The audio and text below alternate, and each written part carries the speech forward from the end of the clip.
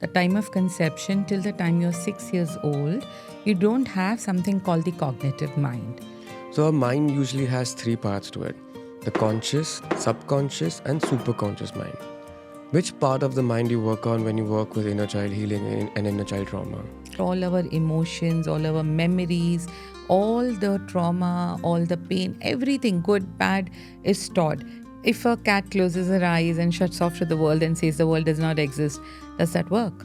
How does inner child affect our day-to-day living for a normal person? Becomes so negative about her own life that she felt life is not going to work in any ways.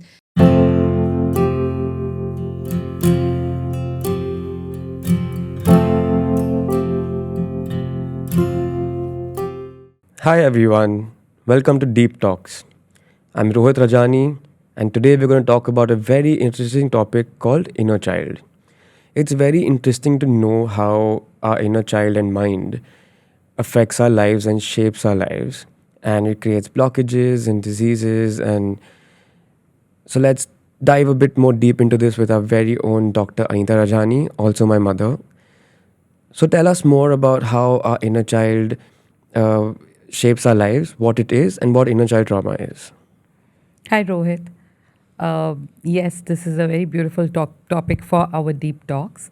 Um, so basically, what happens is from the time of conception, I will not even say from the time you're born, the time of conception till the time you're 6 years old, you don't have something called the cognitive mind, and your neocortex brain is not developed. So what happens is the emotions are much more higher than the logic. So when the logic is not there in a child, the mind perceives things in a very different way.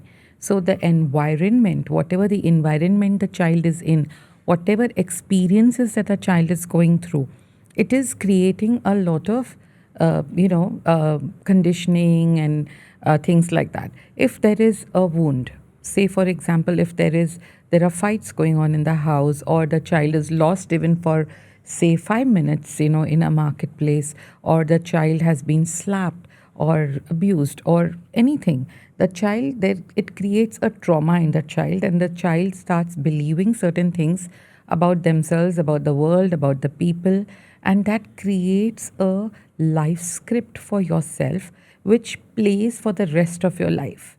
Now, inner child wounds don't only create, they don't only are created in 0 to 6 years, they are also created later in every year. Like, even say if I'm 54, it can be a 53-year-old creating an inner child, a 50-year-old creating an inner child, a 25-year-old creating an inner child.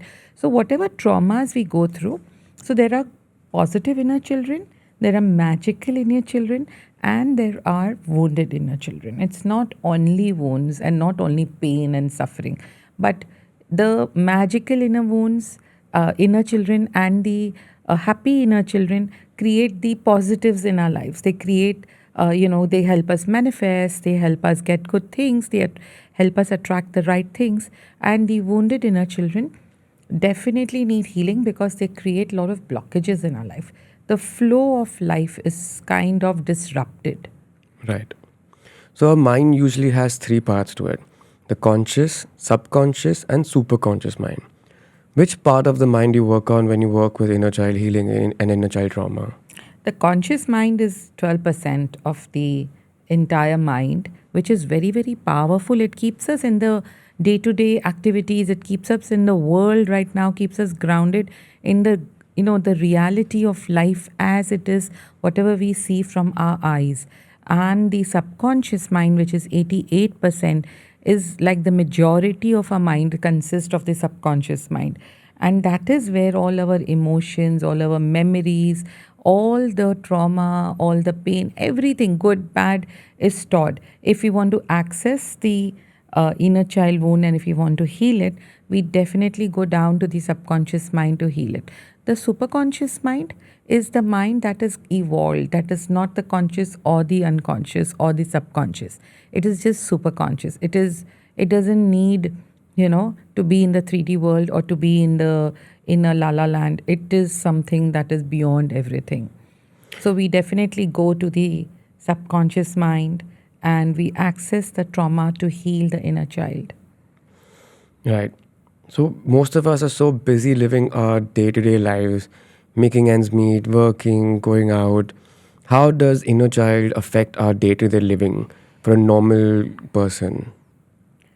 Inner child controls your life. It literally controls your life. So the wounded children, the fearful children creates anxiety, creates trauma, creates I'll give you a very small example of a girl. She wakes up in the morning and she goes to make her coffee in the kitchen. The moment she makes a coffee, the coffee spills down and she's like, the minute the coffee spills, there's a trigger in her mind where her mom might have, told her as a child, there you go, you don't know how to even, take a coffee right or whatever she must have done.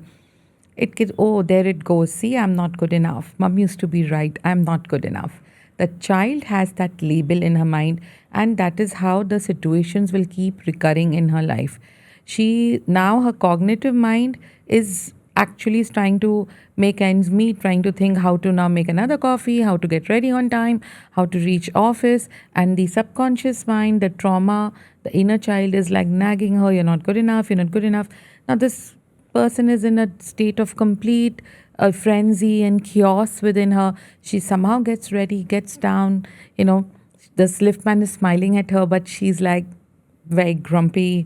She goes down, she gets an auto, she's not happy. She has a tiff with the auto person. She reaches the office and she has a bad day. So that is how your inner child controls your day to day life. A small event can create a trigger, and the trigger can, it can happen any ways.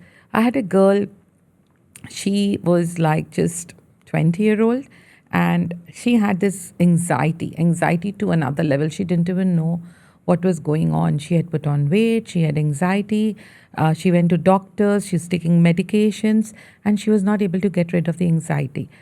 When I did her session, she went into a place where a part of her was disintegrated from her and sitting in a very dark room, dark space. When I asked her what's going on, it was like she had gone through so much of turmoil in her house, living in a joint family with grandparents, uncle, aunties, everybody giving different point of views, different belief patterns, trying to control her life. She had become so negative about her own life that she felt life is not going to work in any ways. She was refusing to come out of that dark hole. She was refusing to come out and believe that life can be beautiful. It took a lot of coaxing, lot of, explaining to her that, it's okay, just come out. Uh, After the session, her anxiety came drastically down by more than 50-60%. So even the smallest things or such deep things can both be caused by Yes, our inner child yes, wounds. Huh? yes. Okay. So we know that these small things can be affected by inner child. Let's talk about a few bigger things like diseases.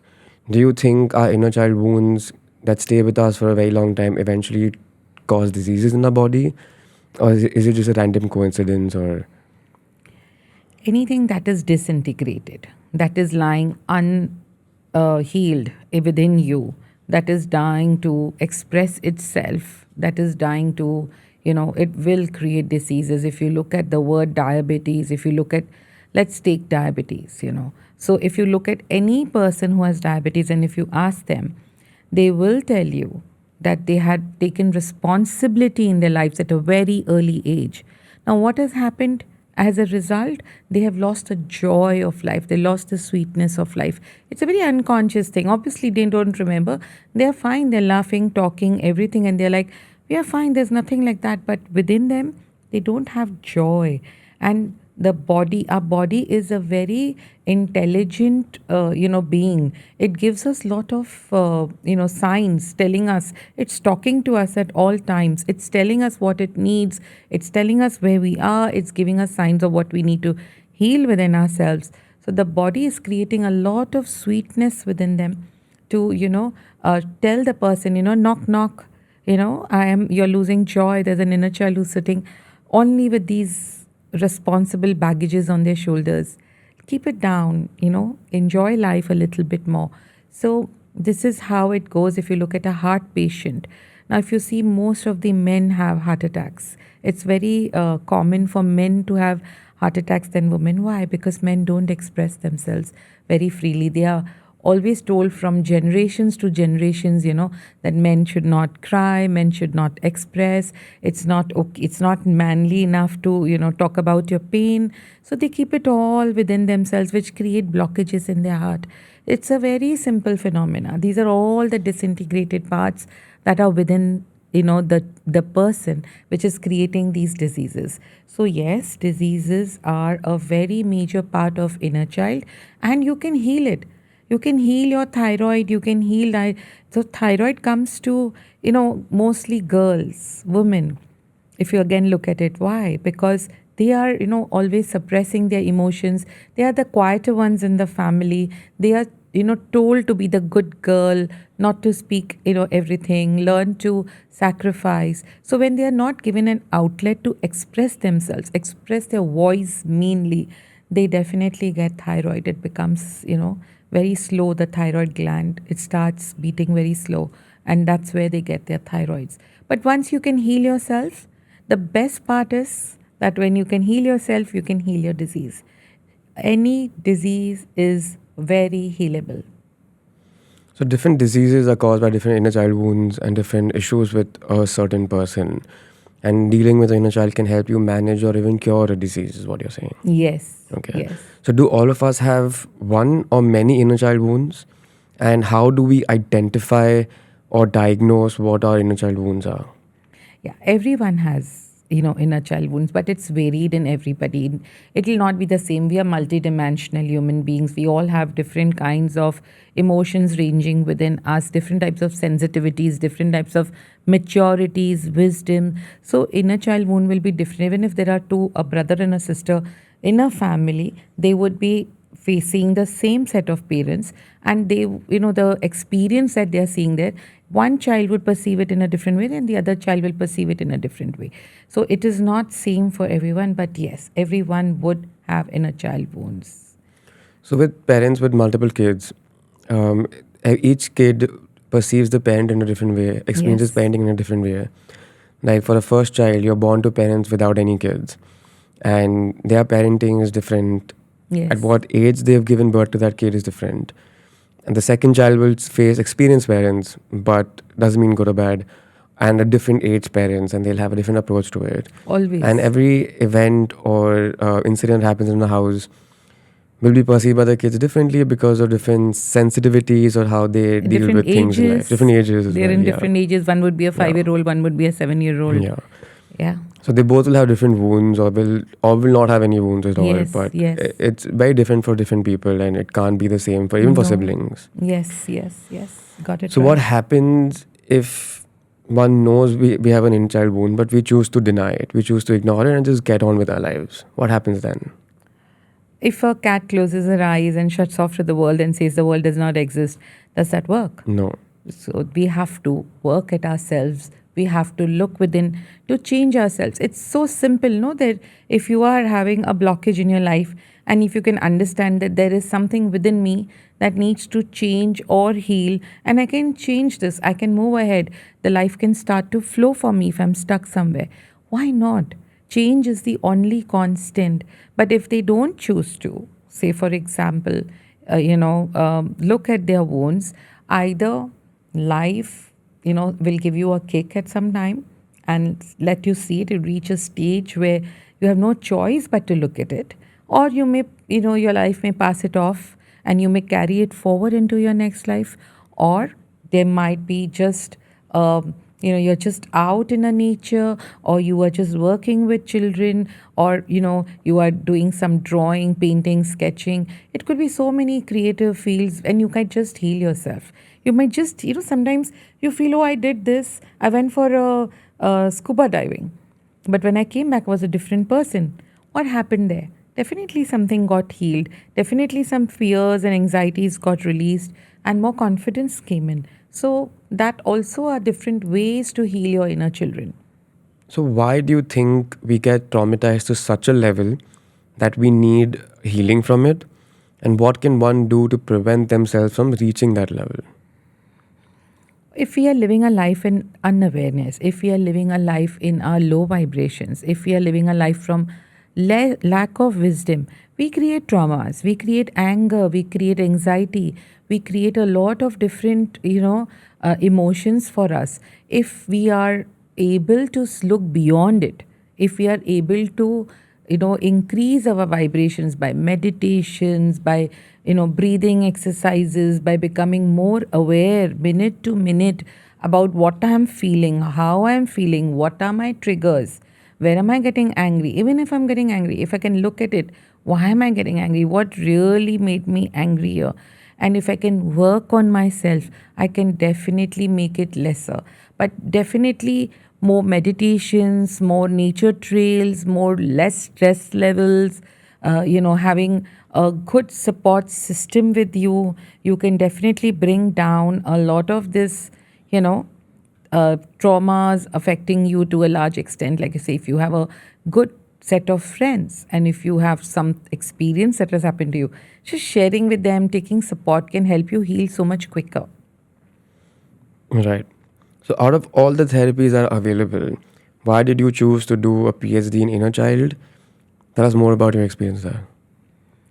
I was very intrigued by the word inner child. It's a part of the whole psychological, topic. But this particular topic had a lot to understand because I think majority of our life gets run by these inner children if we are not healed them. And if we have the magical child awakened and if we have the happy child awakened, we can do so much work and we can, so when I understood that entire dynamics of how inner child was affecting us, because I think all of us have wounds. And while doing the entire course, when I started healing myself and I started seeing the changes that were so profound, which made me feel very whole and complete. I was no longer angry. I was no longer in anxiety to a level where, okay, nobody loves me or, I'm not beautiful or this is not happening. So many labels we are carrying. Suddenly all the labels were gone, and it is so magical at that time. You feel like a better person. You feel like you're viewing the eye from a different eye, the world. You're seeing it from such a fresh perspective.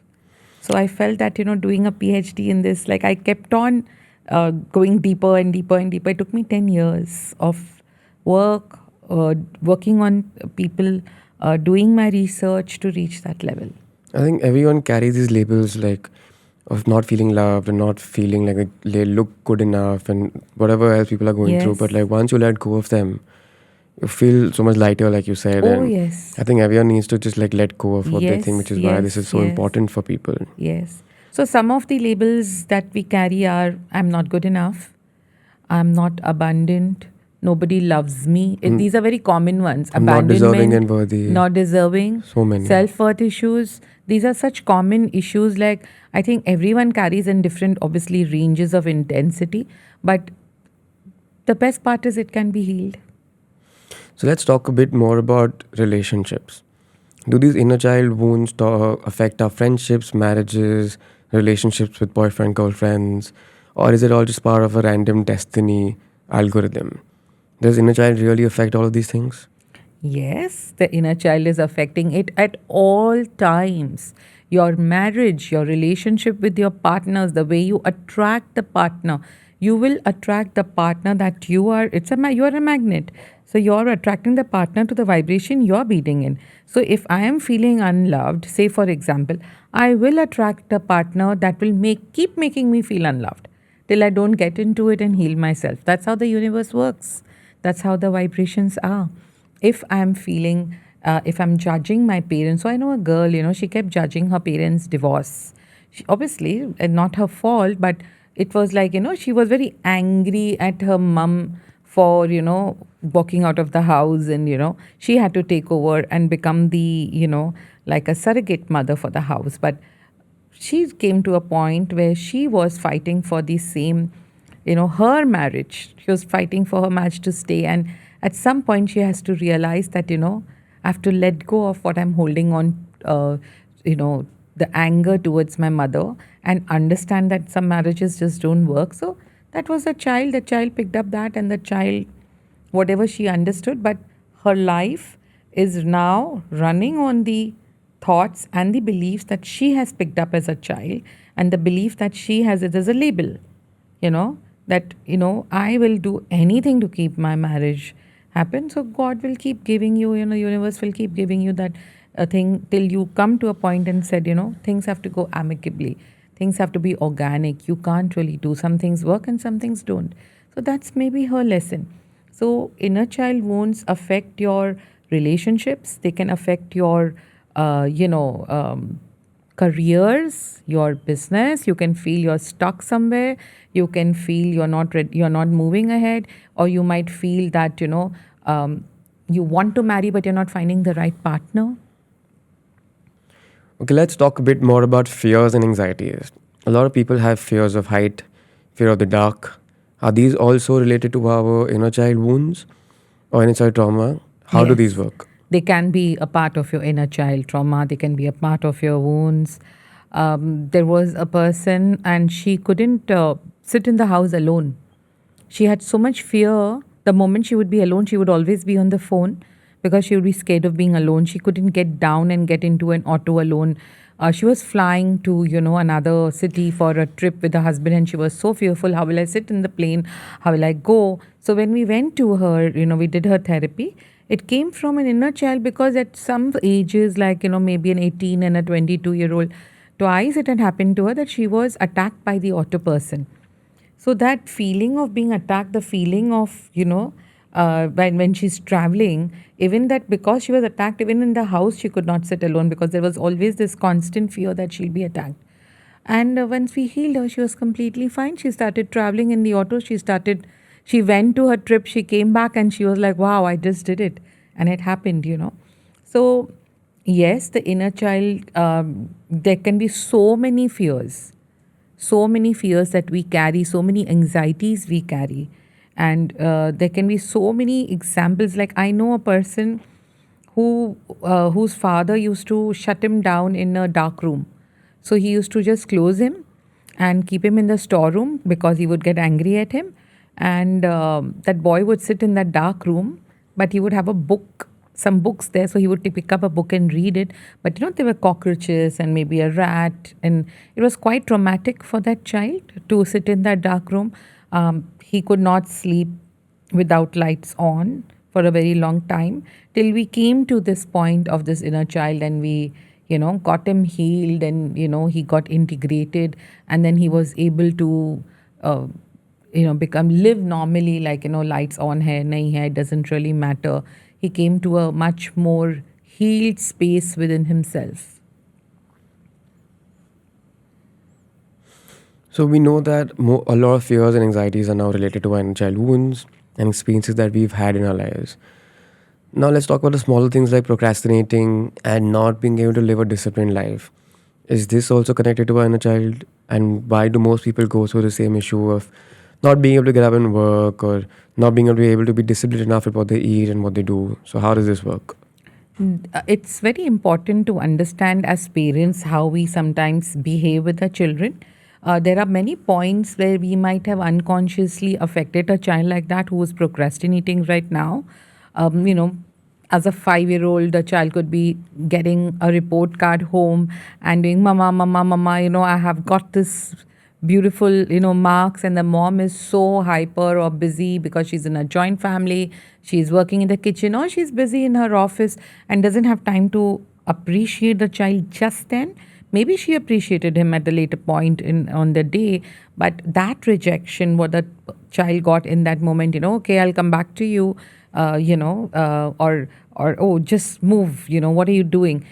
This small things like that could affect a child's mind, where he might feel like, it didn't even matter. My mom like didn't even appreciate I did it because of her, because the child is sensitive. He's doing everything for the parents. Every word that the parents speak become an imprint in the child's mind.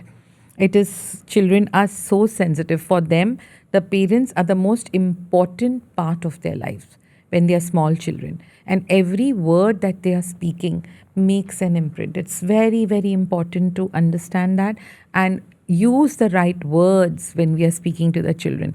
Procrastination comes from a point where they say, What's the use? I'm going to get up and do anything. It's not going to make any use.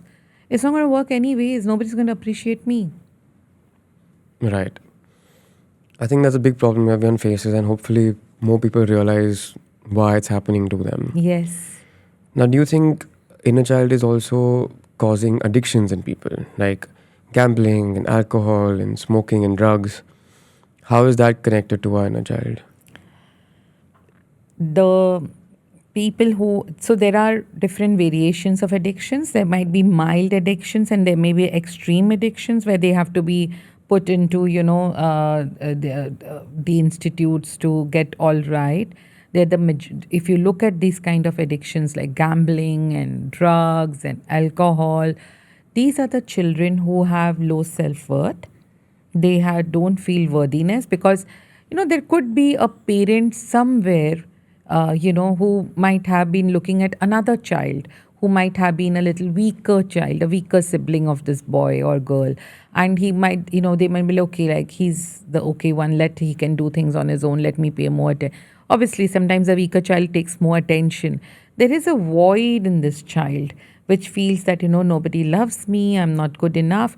Now, this void becomes so huge over a period of time, so huge that that person cannot even sit still, because the moment he sits idle, his mind will start working and giving him a lot of complexities. So they start, getting into any kind of, say, they got into a video game or they got into gambling, by some friend, or they actually went and started having alcohol eventually just socially. But slowly, slowly, every time something happens, they just go and they get the bottle and they start drinking because it's giving them that temporary stillness. Then comes a period of time when these things overpower them.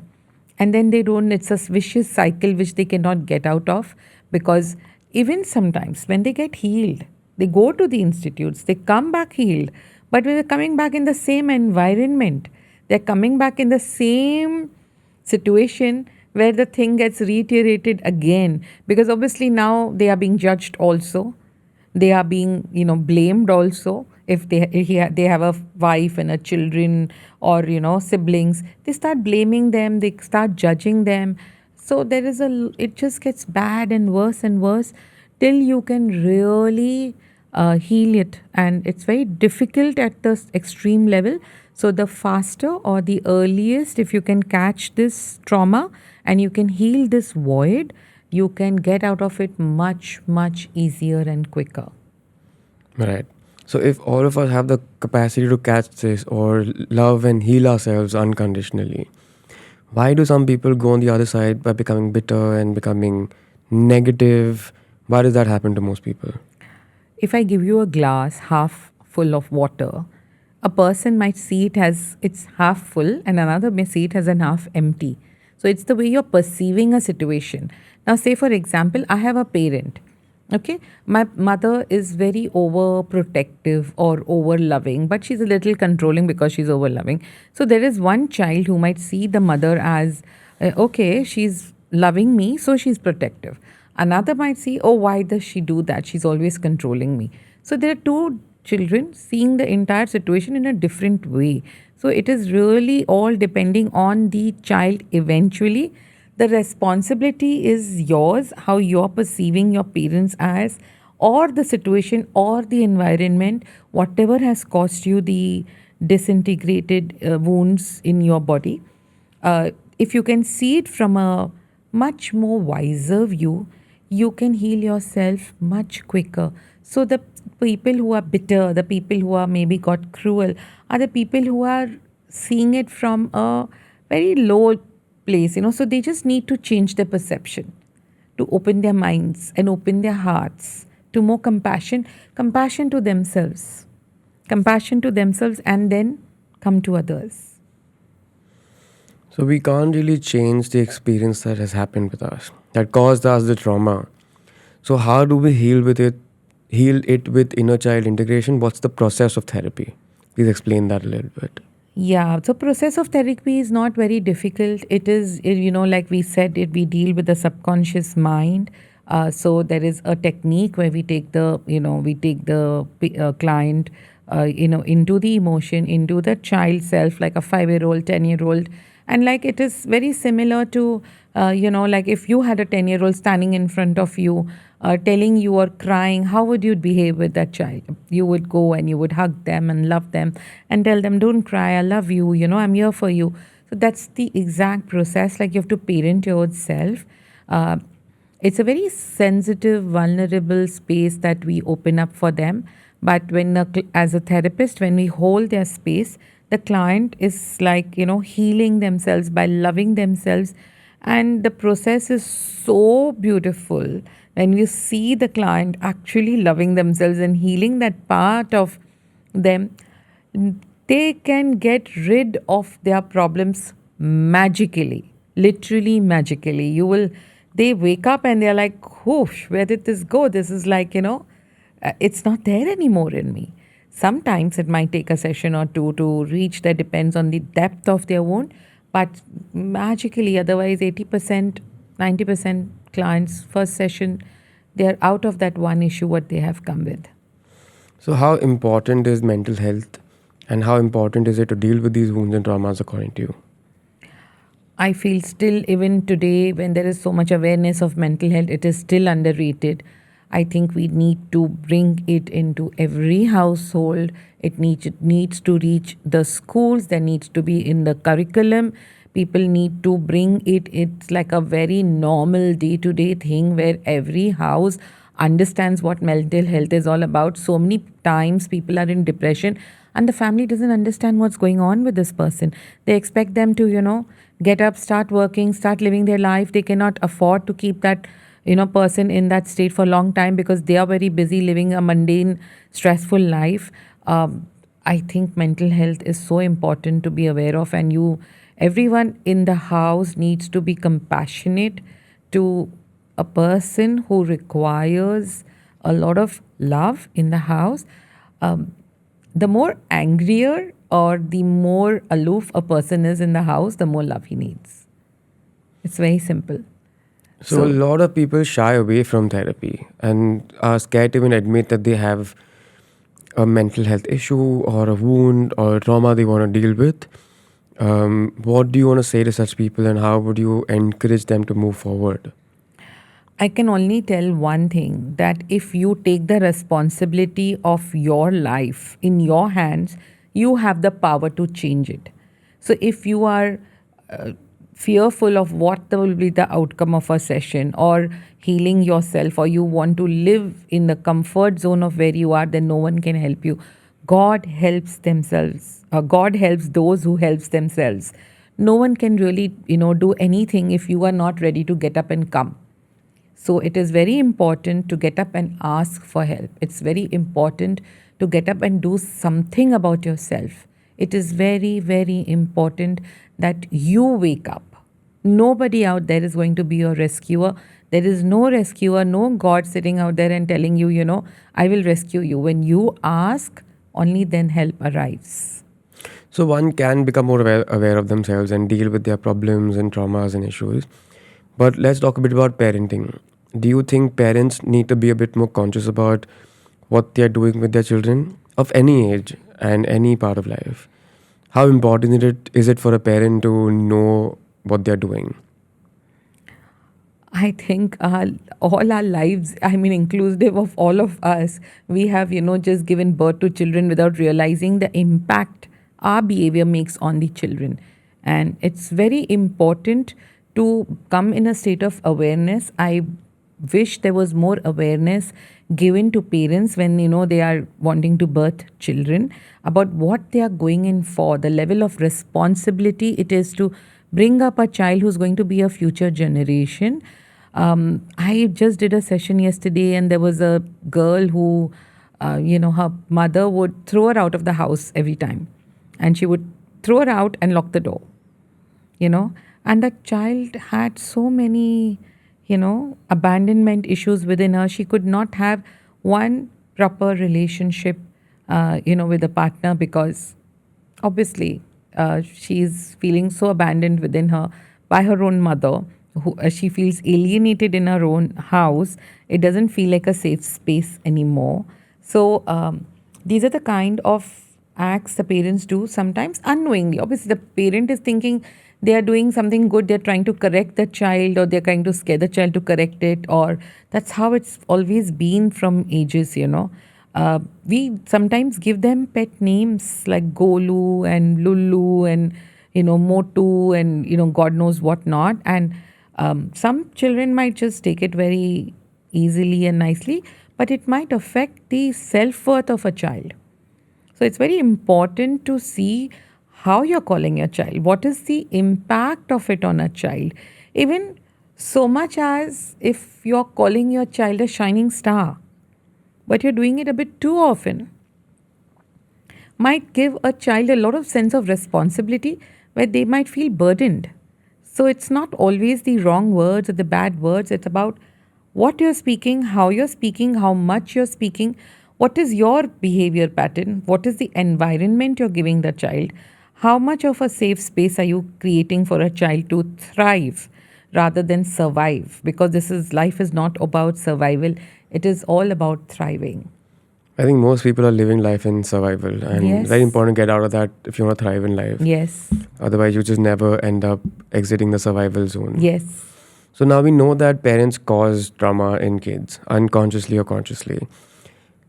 Do parents also pass on their traumas to their kids? How true is this, and how does that work? It is very, very true. We have to be very responsible to first heal ourselves. We we transfer our desires to the children, we transfer our traumas to the children.